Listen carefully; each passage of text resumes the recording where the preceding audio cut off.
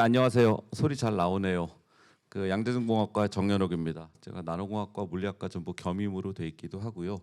오늘 이렇게 노벨상 해설 강연을 하게 돼서 저도 기쁩니다. 왜냐하면 자기가 일하는 분야에서 노벨상을 받는 것도 굉장히 좋은 일이고, 그리고 그 노벨상을 받는 과정을 어쩌다 보니 계속 들여다보면서 학생 때부터 있었다는 것도 굉장히 재밌는 경험이어서 해설 강연을 하려고 합니다. 그런데 사실은 올해 노벨상에 대한 해설 강연은 여러분들 여러 군데서 찾아볼 수 있어요. 그 유튜브나 방송이나 아니면 EBS도 그렇고 그 굉장히 여러 가지의 노벨상 해설 강연이 있기 때문에 오늘 강연은 그리고 또 수업이기도 하잖아요. 이게 몇몇 학생들에게는 수업이기도 하기 때문에 좀 어려운 내용들 할 겁니다. 쉽고 재밌고 이렇게 들어오는 내용을 조금 하고요. 그 논문들을 한번 들여다볼게요. 그 사람들은 그 시절에 어떤 생각을 하면서 이런 일을 했을까 하는 실제 논문에 나오는 일들을 보면서 조금은 깊이를 가져가려고 하는데, 그러면은 1시간 동안 제가 설명을 드려도 이 사람들이 무슨 일을 했나 잘 모를 수가 있거든요. 하지만 그런 우려를 같이 가지고 있으면서도 한번 그래도 다른 데서 볼 수 없는 내용들을 좀 보려고 합니다. 올해는 세계 양자의 해입니다. 그 양자역학이 만들어진 지 100년이 된 해이고요. 오늘 2025년, 그러니까 1925년에 베르너 하이젠베르크가 독일 함부르크 외곽에 있는 헬골란트라는 섬에 아파서 약간 요양을 가 있으면서 매트릭스 미케닉스라고 부르는 그 행렬역학이라고 하는 걸 만들면서 양자역학이 완성되었다고 사람들이 생각하기 때문에 1925년을 양자역학이 완성된 하이젠베르크의 행렬역학이 완성된 해로 생각을 하고, 그거를 기념해서 그게 4월인가 그렇거든요. 6월인가 그래서 그 헬골란트에 올해 사람들이 다 모였습니다. 다 모여가지고 모두 모여가지고 양자역학 100년을 축하를 했었고요. 여기에 기존에 노벨상을 받으셨던 분들도 4분 오셨고 노벨상을 받을 분들도 오시고 그랬습니다. 양자 기술이 얼마나 요새 이제 각광을 받는지를 극명하게 보여주는 게 오른쪽에 보이는 미국 물리학회의 서밋입니다. 미국 물리학회는 분야별로 좀 따로따로 해요. 3월 학회, 4월 학회 이런 식으로 따로따로 하고 분과별로 따로따로 하는데, 올해는 대통합을 해가지고 글로벌 피직스 서밋이라고 오른쪽에 보이시는, 잠깐만요.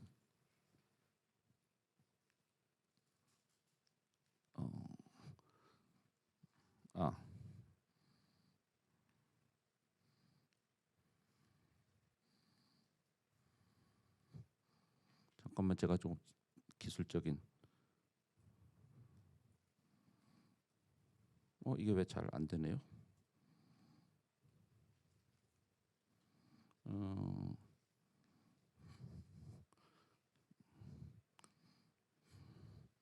요게 약간 거리가 있어서 그런 모양입니다. 여기서 하겠습니다. 글로벌 피지컬 서밋이라고 부르면서 모든 분야가 다 모여서 했었어요. 다 모여서 했는데, 그 물리학회의 학회라면 보통 이제 스폰서라 그래서 기업들이 후원을 합니다. 후원하는 회사가 여기 쭉 리스트가 있었는데, 그 후원사들의 리스트를 보면은 후원사들이 전부 양자 기업들이에요.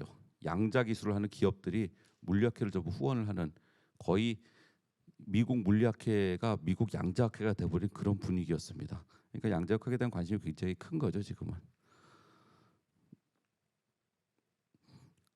그래서 올해 물리학상, 그러니까 노벨 물리학상은 이 세 분에게 돌아갔습니다. 존 클락하고요, 미셸 드보레, 그 존 마르티네스 세 분에게 돌아갔습니다. 존 클락은 버클리 대학에서 오랫동안 교수를 했고 지금도 UC 버클리의 교수이시고요. 미셸 드보레는 그 당시에 버클리 대학의 존 클락의 포스닥 박사후 연구원이었고요. 존 마르티네스는 학생이었습니다. 좀 이따 보여드리겠지만 존 마르티네스는 자기 박사학위 논문으로 노벨상을 받은 겁니다. 박사학위 논문에 노벨상을 받는 그런 경우가 그렇게 있기도 하지만 굉장히 흔한 경험은 아니죠.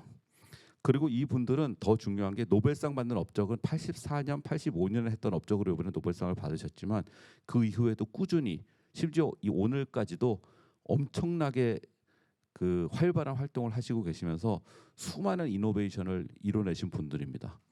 밑에 글씨가 보이는지 모르겠지만 또 하나 봐야 될 거는 예를 들어 존 클락 하신 분들은 보면은 42년도에 태어나셔가지고요, 68년도에 박사학위를 받으셨습니다. 26세 박사학위를 받으셨고요. 미셸 드볼에 53년에 태어나셔서 82년에 박사학위 받으셨어요. 29에 박사학위 받으셨습니다. 존 마르티니스 58년에 태어나셔가지고요, 87년에 받으셨네요. 29에 박사학위를 받으셨습니다. 박사학위 무지하게 빨리 받으셨죠. 뭐 외국이라 그런 점도 있지만 상당히 그 당시에도 이제 액티브하게 활동하시는 분들이라는 걸 알 수 있고, 이후 미셸 드볼에는 예일 대학 교수로 굉장히 오랜 기간 동안 지금 현재 양자 컴퓨터의 많은 일들을 주도하면서 있었고요. 지금은 다시 산타바바라 대학 교수로 옮기면서 구글의 자문역을 하고 있습니다. 맨 오른쪽에 존 마르티니스는 이 세 분 중에는 가장 젊은 분인데, 존 마르티니스는 미국 표준연구소인 니스트라는 곳에 근무하시다가 산타바바라 대학으로 옮겨서 산타바바라 대학 교수를 한참 하시다가 구글로 들어가셔서 구글에서 그 유명한 퀀텀 스프리머시, 그러니까 양자 컴퓨터가 그 기존 컴퓨터보다 최소한 한 가지 일에서는 더 잘할 수 있다는 걸 보이는 2019년 10월의 중요한 실험을 주도하셨죠. 그리고 지금 이제 구글을 나오셔서 큐올랩이라는 작은 회사를 차리셔가지고 차세대 양자 컴퓨터를 만드는 일을 하시고 계십니다.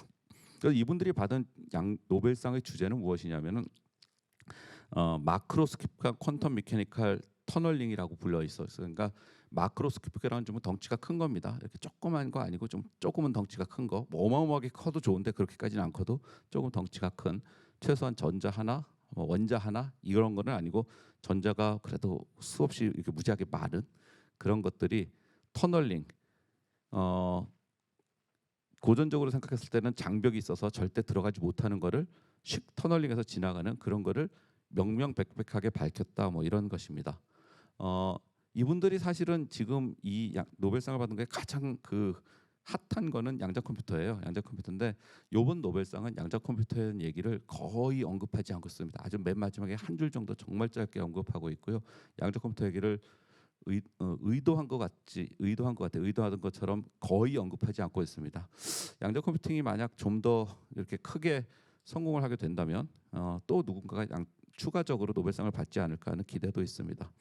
노벨상 페이지 nobelprize.org에 가면은 이번에 이제 노벨상에 대해서 여러 가지 설명들이 나와 있어요. 설명 문건이 프레스 릴리스라 그래서 기자분들에게 돌리는 신문 기사용 설명, 그 다음에 아주 쉬운 일반인을 대상으로 하는 설명, 그리고 아주 그 자세한 좀 프로페셔널을 위한 설명, 이렇게 세 가지 문건이 올라와 있고요. 그 문건들을 따라가면서 조금 오늘은 설명을 드려보겠습니다. 그리고 뒤에는 실제 그 논문들이 뭐였는지 여기 이제 학교에 계신 분들은 아마 논문을 읽을 기회가 좀 있을 것이고 학교에 아닌 분들은 뭐 논문을 직접 읽으실 경우가 거의 없는데 그 논문을 오늘 다 읽을 시간은 아니고요. 그 논문을 이렇게 어떻게 생겼는지 한번 노벨상을 이런 걸 하면 받는다라는 건 이제 한번 보는 거는 재미있겠죠. 그래서 논문을 한번 보겠습니다. 피지컬 리뷰 레터스라는 잡지에다가 주로 논문을 발표하셨는데요. 미국 물리학회지입니다. 그래서 84년하고 85년 정도에 존 클락하고 미셸 드보레하고 존 마르티니스는 1년의 실험들을 합니다. 그 실험들이 일어나는 과정을 한번 들여다보죠. 이것도 역시 노벨 물리학상 그 홈페이지에 나와 있는 것이고요. 왼쪽에 보이는 게 일반 대중을 위한 자세한 좀 대중적인 설명, 오른쪽에 보이는 게 전문가를 위한 실제 논문처럼 전문성이 들어가고 수식도 막 들어있는 그런 설명, 두 가지 문건이 공개적으로 올라와 있으니까 읽어보면 잘 나와 있습니다. 왼쪽에 보이는 저 그림이 이제 올해 노벨상을 상징하는 그림인데요. 오른쪽에는 뭔가가 이렇게 전구를 켜서 들고 있죠. 전류가 흘러서 전구가 켜지는 것을 표시한 것 같습니다. 왼쪽은 뭔가 이렇게 알갱이들이 이렇게 있으면서 그 알갱이들이 뭐 이렇게 원자핵 같은 거를 막 이렇게 돌리고 있는 거죠. 그 왼쪽이 저 밑에 양자역학적인 세상이고 미시의 세계고 알갱이들이 왔다 갔다 하는 세상인데 그것들이 전부 한 통 속으로 전부 엮여서 마크로스코픽하게 덩치가 커진 다음에 오른쪽에 이렇게 전구도 켜고 하는 우리가 보는 세상, 그 우리가 보는 세상과 양자역학 세상이 전체적으로 하나의 그 커다란 마크로스코픽한 어떤 굉장히 코헤런트한 엔터티로 연결돼 있다, 이런 걸 표시하고 싶었던 모양입니다. 뭐 알고 보면 보이는데 한번 들여다보죠. 양자역학이 100년이 됐다 그래서 아니면 양자 뭐 거시적 양자 현상을 84년 85년에 봤다고 해서 이분들에게 올해 굳이 노벨상을 왜 들었느냐? 그 노벨 커미티도 여러 가지 이유가 있었겠죠. 제가 상상하기는 이거 제 마음이니까요. 제가 상상하기는 처음에 아무래도 양자 컴퓨터가 지난 20년간 눈부시게 발전한 것들이 이분들을 노벨상을 드리는데 하나의 굉장히 좋은 근거가 됐던 것 같아요. 노벨상은 뭔가 세상을 이롭게 하는 일이 있어야 줄 수 있거든요. 그 양자 컴퓨터가 어느 정도는 세상에 기여를 했다고 생각하는 것 같고요. 두 번째는 올해가 아무래도 양자 역학의 100년이 되는 해이니까 여러 가지만 의미 면에서 올해 드리는 게 좋겠다고 생각할 수도 있고, 그 잔 클락은 아직 굉장히 건강하십니다. 건강하시지만 80대 중반을 넘어가시고 계시기 때문에 잔 클락이 정정하실 때 노벨상을 드리는 것도 저는 의미가 있다고 보고, 또 하나는 제가 아까 말씀드린 대로 이분들에게 여러 가지 업적으로 드릴 수 있겠지만 이분들에게 드린 업적이 84년, 85년에 이루어졌던 그 실험이었기 때문에 그 뒤에 노벨상 드릴 분들이 또 괜히 있거든요. 그러니까 빨리 이분들을 드려야 그 다음 분들도 드릴 수 있기 때문에 드린 게 아닌가, 여러 가지 해석을 할 수 있습니다. 양자역학은 길게 설명은 안 하겠지만 양자 상태, 즉 이렇게 디스크릿한 양자화된 하나 둘 셋 하고 개수를 셀 수 있는 띄엄띄엄 따로 있는 이런 상태들이 잘 정의돼 있고, 그것들 사이에 중첩 그리고 그것들 사이에 얽힘을 만들 수 있으면 양자역학적으로 많은 일들을 할 수 있다는 것이고, 그게 21세기 들어서 양자 기술을 저희한테 이제 가지고 오고 있다고 사람들이 생각을 하는 겁니다. 대표적인 게 양자 컴퓨터고요. 중첩이란 뭐냐? 이렇게 다 따로따로 있는 그 상태들을 적당히 겹쳐서 쓸 수 있는 그런 겁니다. 제가 항상 강의 때 비유를 드는 거지만 피아노 같은 걸 칠 때 그 두 개의 건반을 한꺼번에 쳐서 화음을 내는 것 같은 그런 게 중첩입니다. 하나씩 치면은 하나씩 상태가 있는 거고, 미하고 소를 같이 써서 화음을 내면 그게 중첩 상태인 겁니다. 하지만 양자역학의 중첩 상태는 이상하죠. 왜냐하면 우리가 관찰을 할 때, 즉 소리를 들을 때는 분명히 치는 사람은 두 개의 음을 같이 쳤지만 듣는 사람은 둘 중 하나밖에 안 들리는, 그게 소위 측정의 붕괴가 일어나는 현상을 보는 거죠. 얽힘은 그런 중첩 상태가 멀리 떨어져 있을 때 서로 분리할 수 없는 상관관계를 가지는 상태가 된다는 겁니다. 중첩 얽힘을 오늘 설명할 생각은 아니고요. 중첩은 2012년도에 노벨상을 받으셨습니다. 스로지 아로시하고요, 미국의 데이브 와인랜드하고 두 분이 받으셨고요. 아로시는 마이크로웨이브 광자로, 그다음에 와인랜드는 야인 트랩으로 했음 그 중첩 상태를 잘 만들고 제어할 수 있다는 것으로 노벨상을 받으셨죠. 제가 그 연대를 이렇게 기억을 해보면요, 제 개인 얘기니까 제 강의니까 제 개인 얘기 하면 됩니다. 84, 85년 이분들이 노벨상을 받는 실험할 때 제가 고등학교를 들어갔고요.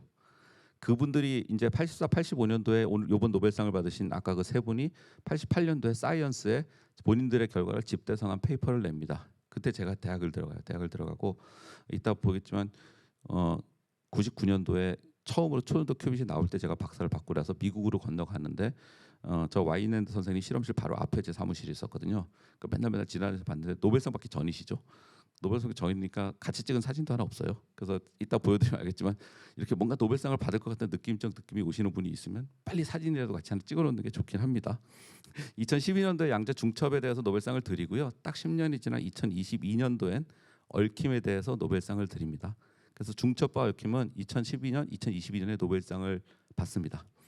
그렇기 때문에 2022년도 노벨상 해설을 제가 또 그때도 했었는데 또 한 10년쯤 있다가 마크로스코픽한 걸 줄 알았어요.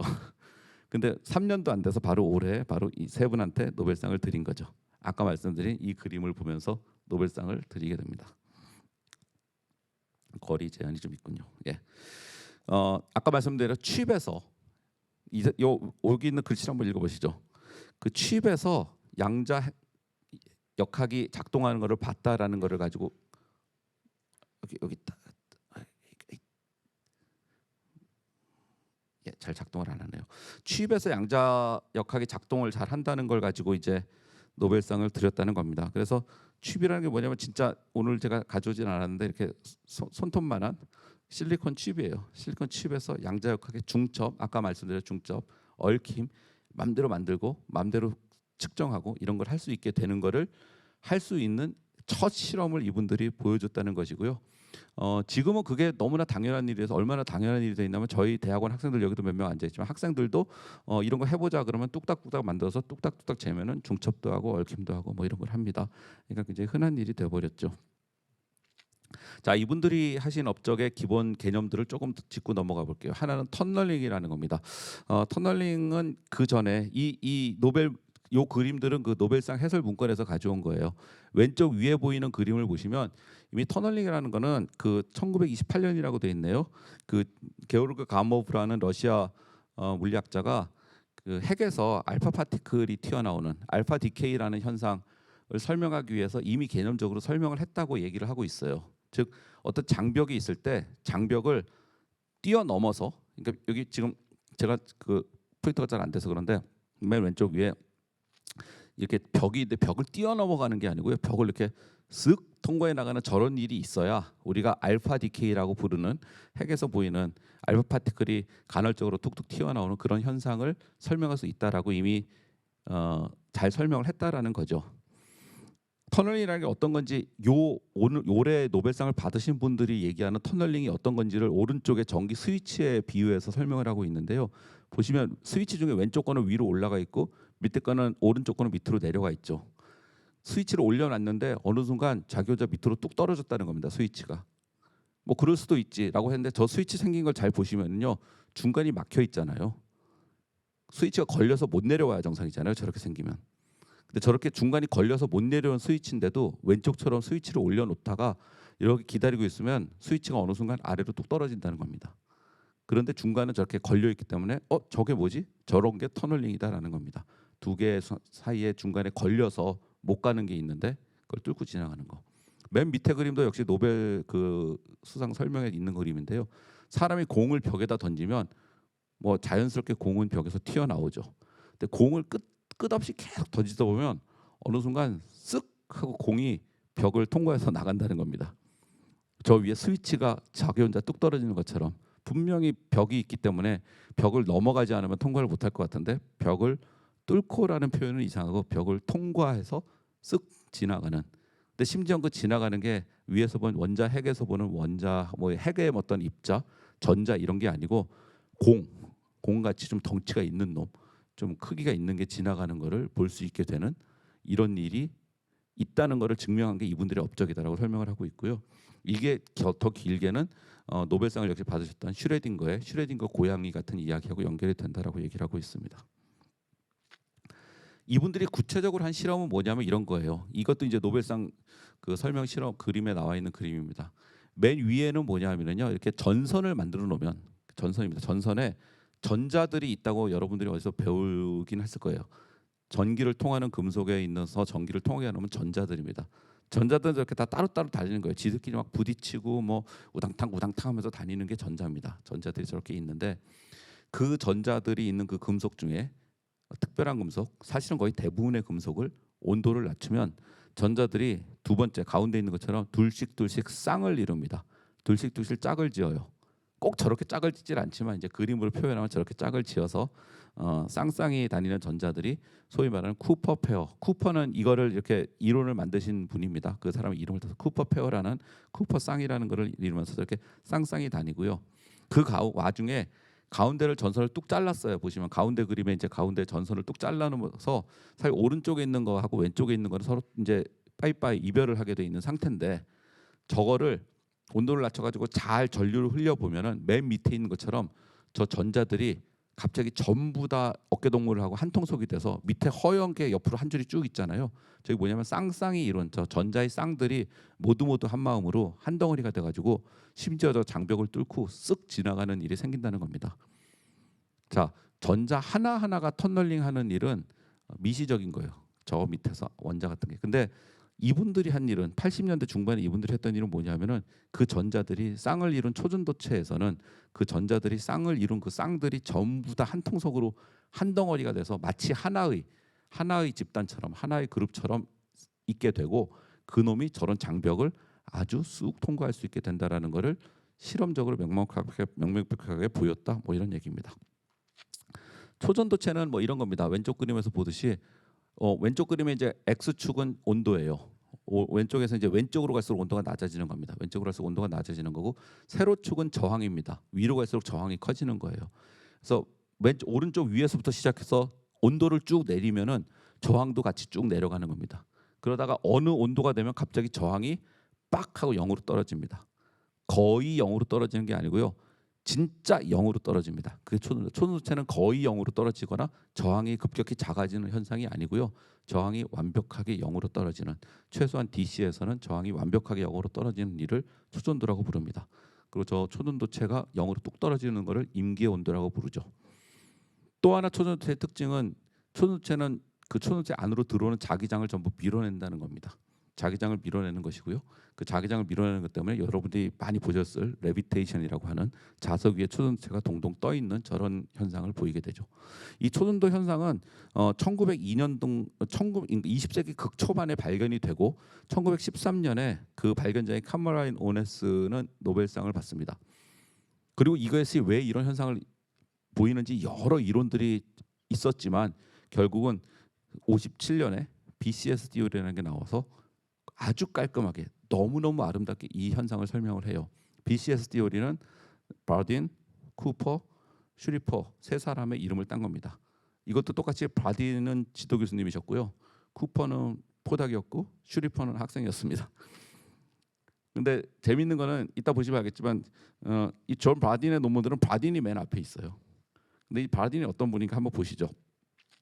그 전에 그래서 초전도체의 BCS 띠오리는 무엇을 얘기하고 있냐면 금속 안에 전자들이 따로따로 다니지 않고 둘씩 쌍을 이뤄서 다니고 심지어는 그 쌍을 이룬 전자들이 오른쪽에 표현한 것처럼 쿠퍼 페어 컨덴세이트라는 걸 이뤄서 모두 한 덩어리처럼 다닌다는 것이고 그 한 덩어리쯤 다니는 쿠퍼 페어 컨덴세이터는 하나의 웨이브 펑션으로 기술할 수 있을 만큼 아주 코요란한 그런 대상이다라는 얘기를 그 안에 함축적으로 다 가지고 있습니다. 그래서 밑에 보이는 것처럼 하나의 네모난 쇳덩이를 그냥 쇳덩이 알루미늄 같은 쇳덩이입니다. 그런 쇳덩이를 그게 초전도가 되는 순간 전체를 하나의 양자역학적인 오브젝트로 생각을 해도 되겠다. 뭐 이런 얘기를 볼 수 있는 거고요. 이 띠오리를 왼쪽에 보이는 카멀레 오네스 선생님은 카멀레 오네스는 1913년에 노벨상을 받으셨고요. 오른쪽에 존 브라딘, 그다음에 레온 쿠퍼, 그다음에 밥 슈리퍼는 72년도에 노벨상을 받으셨습니다. 존 브라딘이 얼마나 대단하신 분이냐? 72년도에 이분은 노벨상을 받으셨는데 이미 BCS 띠오리를 만들 때 이분은 노벨상 수상자셨어요. 이미 노벨상을 받은 상태였고요. 존 브라딘은 이미 56년에 노벨상을 받습니다. 뭘로? 트랜지스터의 발명자십니다. 우리가 쓰고 있는 모든 그 전자기기 기본에는 트랜지스터를 만드신 분이 그때 셔클리, 그다음에 브라딘, 그리고 브래튼이에요. 이 왼쪽에 56년도에 이 노벨상을 받으신 다음에 바로 다음해인 57년도에 BCS 띠오리를 자기 포닥과 자기 학생과 만들어서 논문을 쓰고 72년도에 두 번째 노벨상을 받습니다. 존 브라딘은 물리학에서 2개의 노벨상을 받은 유일하신 분입니다. 노벨상을 2개 받으신 분들은 마리 퀴리나 뭐 이런 분들 있지만 물리에서 화학에서 아니면 라이너스 폴링은 화학에서 평화상 뭐 이렇게 받지만 물리학에서만 2개 받으신 이분들이 존 브라딘이 유일하시고요. 심지어 노벨상을 받고 나서 노벨상을 받은 후에 또다시 완전히 새로운 분야에서 노벨상 업적을 이뤘다는 게 대단하죠. 또 하나의 핵심은 조셉슨 정션이라는 겁니다. 왼쪽 위에 보이는 분이 이제 브라이언 조셉슨이라는 분이고요. 이분은 뭐 조금 정확하게 말하면 석사 논문으로 노벨상을 받으신 경우입니다. 20대 초반에 쓴 석사 논문으로 33살인가에 노벨상을 받으셨어요. 제가 정확히 몇 살인지 30대 초반에 노벨상을 받으셨고요. 조셉슨 정션이라고 뭐라고 하면 아까 말씀드린 초전도체는 크다란 쇳덩어리를 하나의 양자역학적 오브젝트로 볼 수 있다는 생각을 하고 나면 그럼 그 오브젝트 2개를 붙여놓고 중간에 아주 얄팍한 장벽을 놔두면 그러면 이렇게 샌드위치가 되는 거죠. 왼쪽 그림처럼 2개의 양자역학적 오브젝트를 붙여놨는데 가운데다가 초전도체 안에 얄팍한 걸 끼워 넣으면은 저게 장벽이잖아요. 저게 원래 통과를 못 해야 되는데 양자역학적인 터널링 현상이 일어나면 저 쿠퍼 페어의 컨덴세이터가 쑥 하고 통과할 거라는 거예요. 아니 그런 일이? 그리고 그런 일이 만약 일어난다면 밑에처럼 전류는 I는 전류입니다. I는 전류. 전류는 양자역학적인 위상, 파이라고 쓴 건 양자역학적인 위상인데요. 양자역학적인 위상의 차이에 비례하는 어떤 사인으로 비례하는 전류가 흐르고 그거는 0볼트에서 흐른다는 거면 초전도체이기 때문에 전압은 안 걸려도 전압을 안 걸었는데 전류가 위상차에 의해서만 쓱 흐르는 이런 조스른 정신이 생기는 거고요. 그 밑에는 위상차가 시간에 대해서 막 변화하면 위상 차이가 막 흔들리면 그때 전압이 발생한다. 뭐 이런 얘기입니다. 요게 핵심이에요. 조셉슨 정션의 핵심이고 이 조셉슨 정션으로 올해의 노벨상 수상자들이 노벨상을 받은 거 아닙니다. 조셉슨은 또 노벨상을 따로 받으셨어요. 이 조슨 정션을 가지고 회로를 오른쪽처럼 만들면 회로의 이퀘이션은 저렇게 쓸 수 있는데 뭐 저런 얘기를 오늘 할 건 아니고, 저 회로의 이퀘이션은 추를 이렇게 단진자라고 우리가 부르는데 펜듈럼이라고 부르는 추를 이렇게 왔다 갔다 흔드는 거랑 똑같은 방정식이 됩니다. 그래서 추를 흔드는 방정식을 풀 수 있으면 조슨 정신의 운동을 풀 수 있고요. 추를 사실은 조슨 정신 이렇게 살살 흔드는 추가 아니고요. 이렇게 커다랗게 뱅뱅뱅뱅 돌리는 이런 추를 돌리는 게 조슨 정션을 푸는 이퀘이션이 됩니다. 어쨌든 조세슨 정션은 다시 말하자면 왼쪽처럼 쇳덩어리를 양자역학적으로 다룰 수 있고 사이에 얇은 그 양자역학이 그 초전도체가 아닌 거를 끼워 넣은 초전도체 아닌 거 초전도체 샌드위치에서 i는 i 사인 파이라는 사인 파이에 해당하는 위상차에 해당하는 허런트가 전압도 없이 쑥 흐르고 위상차를 막 시간에 대해서 흔들면은 전압이 생기는 이런 괴상망측한 일이 일어난다는 것이고요. 이거를 설명하는 것이 소위 말하는 틸티드 와시보드 포텐셜, 기울어진 빨래판 포텐셜이라는 겁니다. 근데 틸티드 와시보드 포텐셜이 옛날에는 아주 설명하기 쉬웠어요. 왜냐면 포텐셜이 빨래판 기울인 것처럼 생겼어. 그러면 근데 요새 여러분들 빨래판 쓰시나요? 세탁기를 쓰잖아요. 오른쪽 밑에 보이는 게 빨래판이고요. 저기 이제 빨래판을 저렇게 어머니께서 이렇게 빨래를 어느 집이나 다 했기 때문에 빨래판을 기울여서 이렇게 빨래하는 모습을 생각하면 틸티드 와시보드 포텐셜이 뭔지 금방 알 수 있는데 요새는 저렇게 빨래들을 잘 안 하죠, 사실은. 하지만 틸티드 와시보드 포텐셜은 왼쪽 위에 보이는 것 같습니다. X축은 위상이고요. 여기서부터 이제 이해가 잘 안 되는 부분인데요. 이해가 안 돼도 그냥 그런가 보다 하고 넘어가면 뒤에 또 얘기가 또 있습니다. 위상을 왔다 갔다 움직이면은 그거에 따라서 전류가 사인으로 흐른다고 했잖아요. 여기 보시면은 제가 이게 포인터가 잘 안 돼서 그런데 왼쪽에 포인터가 또 나왔네요. 나왔으나 잘 안 되네요. 예, 그 왼쪽에 보이는 것처럼 i는 i 사인 파이, 즉 위상의 사인에 대해서 그 전류가 흐르는 일이 생기기 때문에 이쪽으로 좀 가볼까요?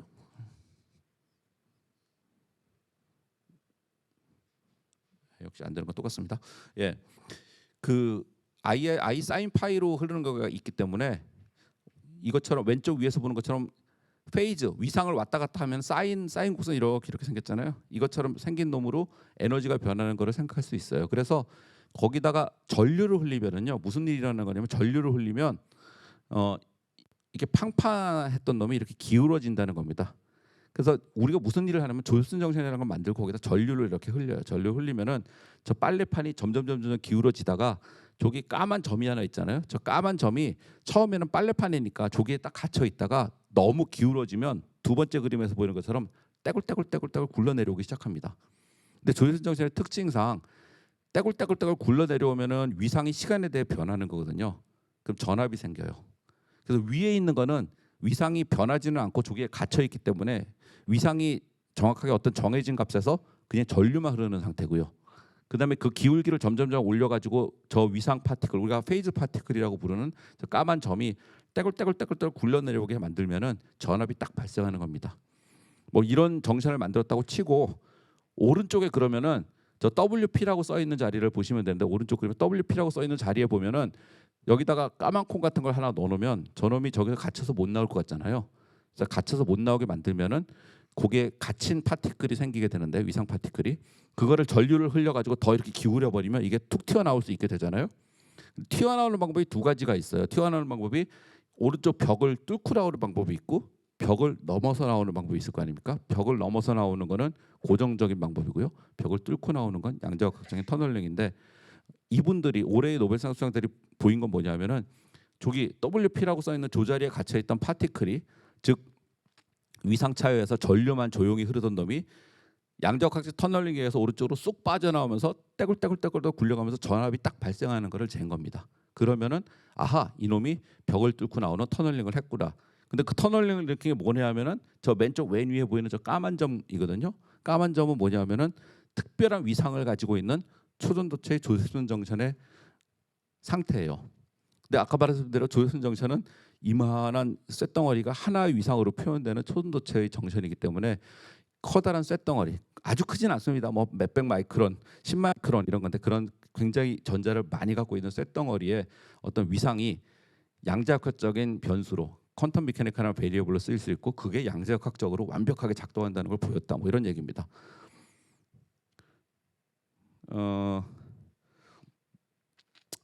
조셉슨 선생님은 맨 오른쪽에 브라이언 데이비드 조셉슨 이걸로 73년에 노벨상을 받습니다. 그러니까 조셉슨 현상을 가지고 올해 분들이 노벨상을 받은 건 아니고 그 조셉슨 현상을 가지고 마크로스코픽한 터널링을 봤다는 건데 그 얘기를 조금 드리려고 합니다. 조셉슨 현상 자체가 되게 이상해요. 되게 이상해서 조셉슨 현상을 이렇게 딱 설명을 했을 때 조셉슨 이런 걸 딱 해서 와우 그리고 22살짜리 뭐 22살인가 그랬을 거예요. 22살짜리가 이거 설명해서 사람들이 다 반긴 건 아니고요. 이런 틸트 와시버드 포텐셜로 설명하는 것도 굉장히 간단하고 그 논문 자체도 한 페이지 반인가 뭐 두 페이지밖에 안 돼요. 그게 짧은 거고 노벨상 받은 논문이 엄청 짧고요. 그거를 73년도에 이미 노벨상을 2개 받으신 존 바딘 선생님께서 말도 안 된다고 깝니다. 이 굉장히 유명한 사태입니다. 그 노벨 로리트과 그레주이트 스튜던트, 맨 밑에 있는 그레주이트 스튜던트 그러니까 그 대학원 학생이 브라이언 조셉슨이고요. 위에 있는 노벨 로리트는 이미 노벨상을 2개 받으신 존 바딘입니다. 그 존 바딘이 그런 일은 있을 수 없다. 쿠퍼 페어가 배려를 뚫고 터널링을 하다니 그런 일은 있을 수가 없다. 네가 잘못 생각한 거다라고 계속 공격을 합니다. 그런데 브라이언 조셉슨 그 대학원생이에요. 대학원 한 2학년쯤 되는 친구예요. 대학원 2학년생이니까 그럴 리가 없습니다. 노벨상 수상자님 당신은 잘못 생각합니다. 그러는 거죠. 그리고 대학원 2학년짜리는 노벨상을 다시 받습니다. 그게 이제 조셉슨에 대한 재밌는 그 일화고요. 이러면서 조셉슨 정신이라는 게 세상에 있다고 하고 나서 1980년대에 토니 레겟이라는 역시 노벨상을 받으신 분들 2003년에 노벨상 받으신 분이 굉장히 유명한 논문을 1980년대에 써요. 마크로스코픽 디그리 오브 프리덤 그러니까 굉장히 큰 이렇게 커다란 물체에서의 나오는 어떤 자유도 커다란 물체에서의 어떤 변수 여기 이제 페이즈 같은 겁니다. 지금 페이즈 위상이라고 보이는 건데 위상이 뭔지 이제 머릿속에 잘 개념이 잘 안 오면은 뭐 그런 게 있구나 하고 그냥 적당하게 생각하셔도 돼요. 어떤 커다란 물체에서 특별한 변수를 이름표라고 생각해도 됩니다. 뭐 커다란 이게 저 같은 물체에서 정 뭐 이렇게 써 있는 그 이름표가 과연 양자역학적인 비헤이브를 할 수 있을 거냐? 양자역학은 저 밑에 원자 세계, 전자 넓게 봐줘서 전자가 쌍을 이룬 쿠퍼 쌍 그거의 컨덴세이터 뭐 이런 것까지는 봐줄 수 있는데 우리가 보는 이렇게 좀 덩치가 있는 것들에서 이 덩치를 하나의 양자역학적 베리어블로 딱 정의해서 너는 뭐 1, 너는 정, 너는 땡 뭐 이렇게 할 수 있느냐라는 거에 대한 의문이에요. 정말 그런 게 될까? 그 많은 굉장히 세밀한 철학적인 얘기들을 많이 삽니다. 그러고 나서 81년도에 그 보스 앤 웨브의 유명한 실험 그리고 84년도에 이제 드디어 미셸 드브레 그다음에 존 마르티니스 그 데니엘 에스테베하고 존 클락이 나오는 84년도의 실험들 85년도의 실험들 이 줄줄이 나오면서 줄줄이 나오는 이 실험들에 의해서 80년대 중반에 그 토니 레겟이 80년대에 얘기했던 거시적인 덩치가 있는 놈에서 양자역학이 과연 되는가에 대한 실험들이 이루어집니다. 이 얘기는 조금 논문들을 보면서 얘기를 할 거예요. 결국 그거에 대한 답으로 88년도에 밑에 보이는 사이언스의 큰 논문을 그러니까 총정리하는 집대성한 논문을 사이언스에 발표합니다. 이 사이언스 논문은 그 앞에 있었던 아까 보여드렸던 그 PRL 논문들을 대충 정리한 거 플러스 완전히 그때까지 논란이 돼 있던 디스페이션이 무슨 역할을 하는지에 대한 거를 설명해주는 못을 박는 논문을 쓰죠. 그래서 이 88년 논문이 나온 이후에는 이제 마크로스코픽한 베리어블 그게 뭐냐면은 페이즈 디퍼런스 오브 조셉슨 정션이라고 돼 있잖아요. 두 번째 줄에 보시면 그러니까 조셉슨 정션에서의 페이즈라는 거는 마크로스코픽한 물체에서 양자역학적인 프로퍼티를 기술하는 어떤 특별한 변수가 될 수 있다는 걸 명명백백하게 증명하고요. 여기 논문에 나와 있는 존 클락, 미셸 드브레, 존 마르티니스가 노벨상을 받습니다. 역시 보시면 알겠지만 지도 교수님이 일저자예요. 아까 BCS도 그랬죠. 존 브라딘이 일저자였어요. 여기도 지도 교수님 일저자십니다. 대단하신 지도 교수님들이십니다. 첫 번째 81년도 보스 앤 웹의 논문은 터널링 현상을 보면서 터널링 현상에서 나오는 어떤 그 터널링 스위칭, 터널링이 탁 일어나는 순간을 계속 재는 거예요. 이렇게 전류 걸어놨다가 어느 순간 전압이 탁 튀어나오는 아까 말씀드린 대로 스위치를 올려놨더니 어느 순간 스위치가 탁 내려가는 것 같은 아니면 틸티드 와시버드 포텐셜을 기울여 놓고 거기다 파티클 하나 놓고 기다리고 있다가 싹 기다리고 있으면 어느 순간 얘가 터널링을 시작해서 떼굴떼굴떼굴 굴려내려가면 볼티지 전압이 생기거든요. 전압이 생기는 순간을 계속 모니터하는 겁니다. 전류 걸어놓고 그 전압이 생기는 순간을 딱딱 모니터했을 때 그 전압 생기는 양상이 어떻게 되느냐를 열심히 본 거예요. 그 보스 앤 웹은 왼쪽 그림과 같은 전압이 생기는 어떤 범위가 그 바이어스 전류, 우리가 흘리고 있는 전류에 따라서 어떻게 생기는지를 봐서 점점점 저렇게 좁아지는 일이 온도에 따라서 있다라는 걸 보고 저걸 잘 해석하면 저게 양자역학적인 터널링. 아까 그 파티클이 그 틸티드 와시보드, 그러니까 빨래판 기울어진 데서 이렇게 넘어가는 게 아니고 쭉 통과해서 가는 거를 의미한다라고 해석을 합니다. 그리고 오른쪽 그림을 그리는데요. 오른쪽 그림의 왼쪽 부분, 즉 평판한 데 들어가 있는 저 부분이 양자역학적인 터널이라고 얘기를 하지만 그래서 이분들은 노벨상을 왜 안 받았을까가 올해 약간의 그 퀘스천이긴 한데요. 이게 명명백백하진 않아요. 아까 말씀드린 틸티드 와시버드 포텐셜입니다. 그래서 틸티드 와시버드 포텐셜의 오른쪽 밑에 그림을 보시면 그게 사이언스에 나왔던 그림인데요. 전류를 해서 이렇게 기울였을 때 파티클이 저렇게 갇혀 있으면 맨 오른쪽 밑에 보이는 것처럼 양자역학에서 뭔가가 갇혀 있으면은요, 갇혀 있는 거의 바운더리 컨디션 때문에 항상 디스크리트한 스테이트가 생길 수밖에 없거든요. 그래서 맨 오른쪽처럼 갇혀 있으면 페이즈 파티클이 저런 디스크리트한 상태들을 만들 것이고 그 디스크리트한 상태들을 보면은 명명백백한 양자역학적인 마크로스코픽 걸 볼 수 있을 거라는 게 그때 아이디어였고 84년도 미셸 드보레가 주도했을 논문에서는 마이크로파를 쬐면 어떤 특정한 주파수에서만 갑자기 파티클이 툭 튀어나온다. 뭐냐면 전압이 툭 튀어나온다라는 거를 본 겁니다. 특정한 주파수에만 나오네요. 그건 뭐냐면은 여기 뭔가 이렇게 전류를 흘리고 있다가 마이크로웨이브를 딱 쬐면 갑자기 없던 전압이 툭 튀어나오는 걸로 봐서 거기에 특정한 상태가 있을 거다라는 걸 볼 수 있는 거죠. 아하, 뭐 그래, 오케이, 좋다. 그럼 그 다음 실험을 해봅시다. 해서 본 거는 그 마이크로웨이브 파를 쬐면서 기울이는 전류를 살살살살 더 기울여 보면은 특정한 레벨이 딱 맞을 때만 톡톡 튀어나오는 특정한 장소들이 있다는 겁니다. 가운데 그림에 화살표가 있는 장소들을 보면은 특정한 전류에서만 톡톡톡 튀어나오는 일들이 생겨요. 뭐냐면은 디스크리트한, 그러니까 뚝뚝 떨어져 있는 특정한 레벨들로만 양자 상태가 존재한다는 걸 보게 된 겁니다. 뭘로? 그 배리어를 뚫고 나오는 터널링 현상을 봄으로써.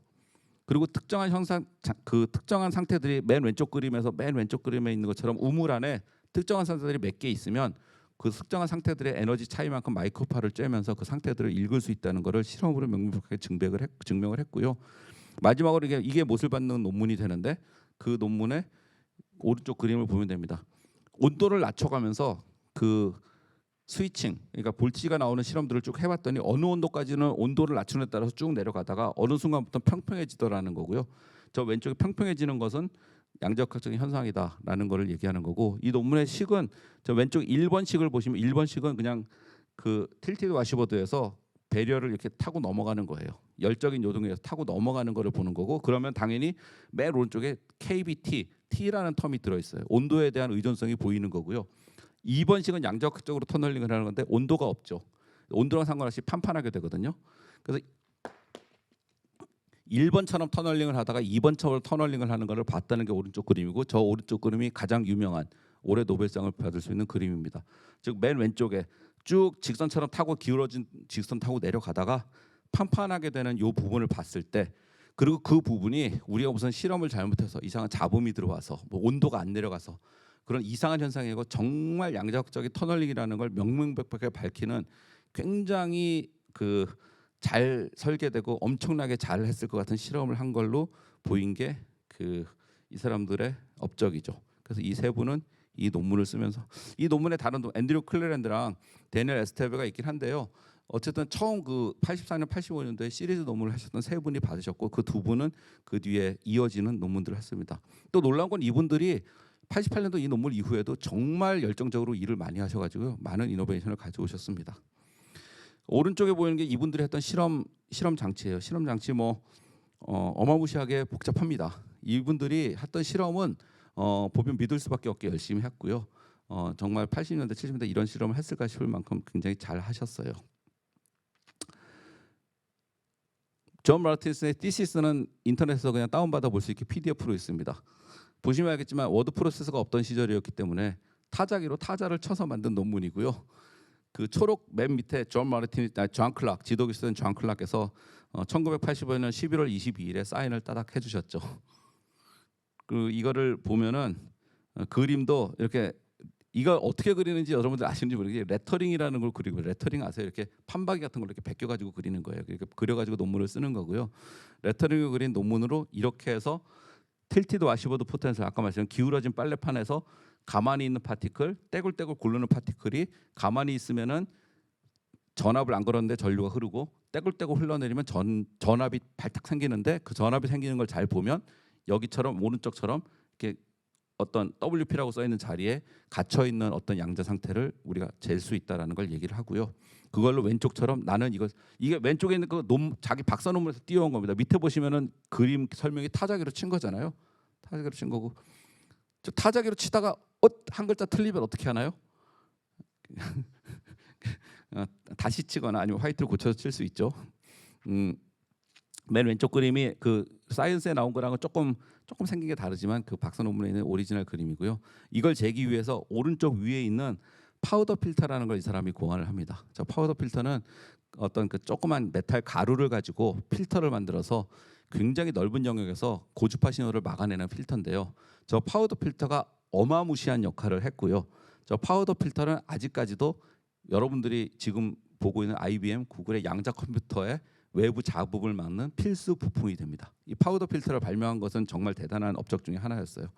그거 가지고 아까 말씀드린 왼쪽 그림 같은 하나 둘 셋 하는 디스크릿한 상태에서 터널링이 일어나는 걸 밝혔고, 오른쪽 그림도 역시 마찬가지로 디스크릿한 상태에서 터널링이 일어나는 걸 밝힌 일들이 있습니다. 그래서 자세한 설명은 없지만 결국은 맨 왼쪽 위에 보이는 것처럼 틸티드 와시보드라는 포텐셜이 있다고 가정을 하고요. 빨래판을 기울어진 것처럼 가정하고, 빨래판을 기울이면 기울일수록 뭐가 떼굴떼굴 굴려 들어가는 게 있으니까 전류를 많이 주면 많이 줄수록 전압이 평하고 튀어나올 확률은 많은데, 떼굴떼굴 굴려 나가기 전에 와시보드에 저 뭐 약간의 파인데 파티클이 갇혀 있으면, 뭔가 갇혀 있기 때문에 생기는 불연속적인 양자 상태의 일들이 생겨나면서 그 양자 상태들을 가지고 뭔가 양자각적인 일을 할 수 있지 않겠나. 심지어 저 틸티드 와시보드 포텐셜로 보이는 게 아까 말씀드린 대로 조앱슨 정션이라는 거고, 그거는 금속 두 개를, 꽤 덩치가 있는 금속 두 개를 배리어를 가지고 붙여놓은 거다라는 겁니다. 이후에 존 클락은 스퀴드라는 조앱슨 정션 두 개를, 오른쪽에 보이는 그림처럼 조앱슨 정션 두 개를 붙여가지고 세상에서 가장 정밀한 자기장 센서를 만드는 디바이스를 완성품으로 만드는데 혁혁한 공헌을 했어요. 거의 스퀴드의 아버지시고요. 이 스퀴드라는 그 디바이스는 슈퍼컨덕팅 퀀텀 인터피어런스 디바이스라고 부르는데, 오징어죠, 오징어. 영어로 치면 오징어인데, 이 오징어 디바이스는 양자역학적으로 작동하는, 그리고 그거에 비해서 너무나 널리 쓰이는 아주 대표적인 그 양자역학적인 센서 역할을 합니다. 그래서 오른쪽에 스퀴드 핸드북을 보면 이제 존 클락과 알렉스 브라긴스키 두 분이 쓰셨고, 저 알렉스 브라긴스키는 제가 독일 있을 때 제 선생님 보스였습니다. 이 두 분이 이제 스퀴드 핸드북을 쓰셨고, 이제 이 스퀴드만을 완성시킨 것만 가지고도 이분은 노벨상을 받으셨어도 됐어요. 그래서 사실 존 클락이 노벨상을 받으셔야 된다는 컨센서스는 20년 전부터 누구에게나 있었으나 스퀴드를 이 사람이 인벤트한 건 아니거든요. 그 스퀴드를 이 사람이 발명한 건 아니었어요. 스퀴드를 처음 발명한 존 클래비치라는 분이 계셨고, 이분은 존 클락은 이 스퀴드를 정말로 쓸 수 있는 걸로 만드는 데는 거의 혼자서 하드 캐리하고 다 끌고 왔지만, 스퀴드로 노벨상을 드리기가 애매한 점이 있었습니다. 그래서 노벨상을 드리긴 드려야 되는데 뭘로 드리나 하는 고민이 있었을 거고, 당연히 양자 컴퓨터가 나오면서 그 마크로스코픽 퀀텀 터널링으로 노벨상을 드린 거고요. 자, 이후 84년도 85년도 그 실험이 나온 이후 미셸 드보레, 특히 미셸 드보레하고 존 마르티니스 등등은 이 일을 계속 진행을 합니다. 그리고 그걸 가지고 어떤 양자역학적인 일을 하고 싶어 했죠.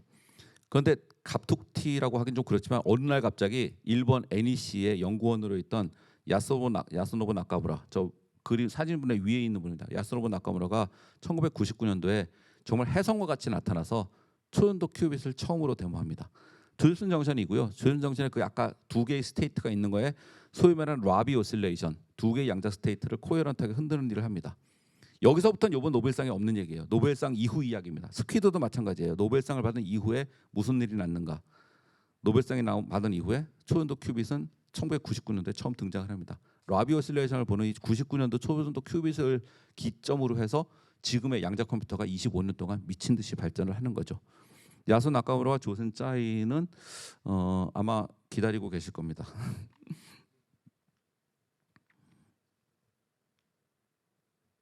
넘어가야 되는데 잠깐만요. 네, 존 마르티네스는 2002년도에 왼 오른쪽 위에 보면 연도가 있는데 2002년도에 소위 말하는 페이즈 큐빗이라는 거를 데모합니다.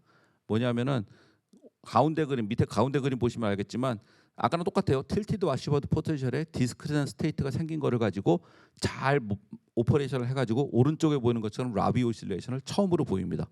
2002년도에 존 마르티네스가 1저자로 보였고요. 두 번째 자는 남세우, 그러니까 지금 돌아가신 안타깝게 돌아가셨지만 작년에 호암상을 받으신 2015년도 노벨상을 받는데 혁혁한 공헌을 세운 숨은 공로자였던 남세우 박사입니다. 세 번째 호세 오멘타도는 존 마르티네스가 떠나고 나서 니스트의 그 초전도 양자 컴퓨터 그룹을 이끌고 있는 사람이고요. 이게 2002년도 9월이니까 이때는 제가 저 같이 있었어요. 저 팀에 뭐 그 팀은 아니고 그때 프로젝트가 4개 있었는데 제 옆 프로젝트였고요.